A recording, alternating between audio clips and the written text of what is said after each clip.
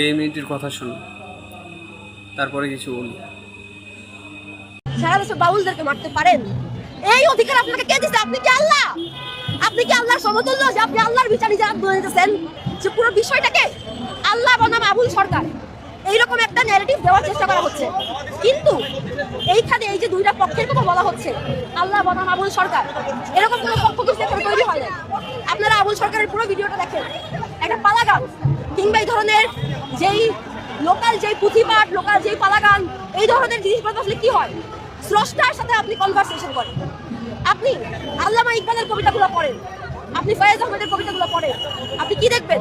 স্রষ্টার সাথে, আল্লাহর সাথে একটা কনভারসেশন। তার এই যে একটা কনভারসেশন, এই কনভারসেশনে আপনি একটা এই কনভারসেশন অনেক সময় এরকম থাকে যে ভক্ত আল্লাহর প্রতি তার অভিযোগ জানাচ্ছে, ভক্ত আল্লাহর কাছে আবার আল্লাহর কাছেই ফিরে যাচ্ছে যে আল্লাহ তুমি কি শুনতেছো না, তুমি কি দেখতেছো না? এই ধরনের কথাকে আপনি কি আসলে ধর্ম অবমাননা বলতে পারেন কিনা? এক। দুই, যদি উনি এই ধরনের কথা বলে থাকেন, আমি ধরে নিলাম যে উনি যে কথাটা বলছে ওটা খুবই খুবই খুবই ধর্ম অবমাননা হয়েছে, আমি ধরে নিলাম, আমি মেনে নিলাম আপনাদের অ্যালিগেশন। সেই ক্ষেত্রেও কি আপনি ওনাকে অ্যারেস্ট করতে পারেন? সেই ক্ষেত্রেও কি আপনি ওনার উপর নির্যাতন করতে পারেন?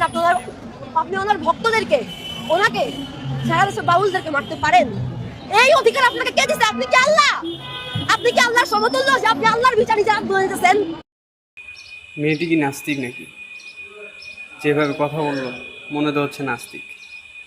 একজন মুসলিম মেয়ে কোনো সময় কোনো নাস্তিকের পক্ষ নেই, যে আল্লাহ বিরোধী করে সে তো নাস্তিকই।